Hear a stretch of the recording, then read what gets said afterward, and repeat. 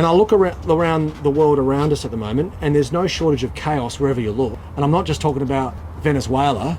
I'm looking at, the UK, which is in a world of strife. In this state, at this time, right, the place is going somewhere. Fastest growing economy in the country. Building new hospitals, massive infrastructure projects, more homes being built than ever before, leading the world in terms of having an election coming up with no political donations. Having led the world on, I was reading articles, the Times of London, the Atlantic, the New York Times, and they're all writing about the social media reforms that we started right here. I reflect on the state's leadership position in the country and globally, and have an opportunity to take to the next election an agenda to have just as much activity for the next 4 years as I've had the last 4 years.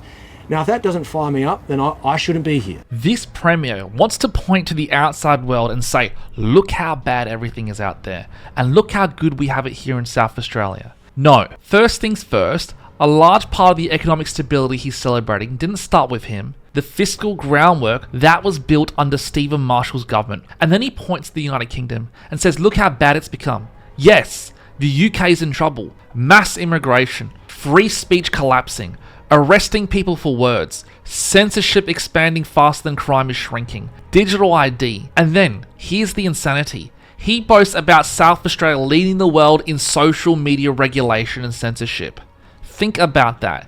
He condemns the outcome overseas while applauding the very policies that caused the collapse in the first place. Censorship, digital control, narrative policing. You can't just tell people how bad the UK is while importing the very same ideas that broke it. And it gets worse. Let's talk about political donations. Under these laws, political funding flows based on votes already won.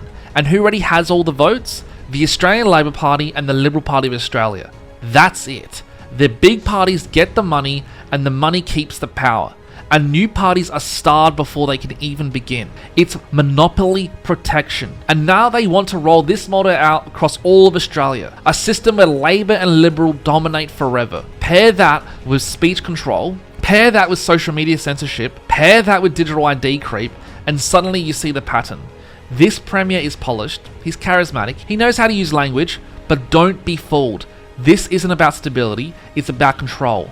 And yes, this man has ambitions beyond South Australia. And if Australians don't wake up now, we'll look back and realise our freedoms weren't taken overnight, they were regulated away, one reasonable reform at a time. So Australians, please, don't be fooled by these weak leaders. God bless Australia, and God bless the Australian people.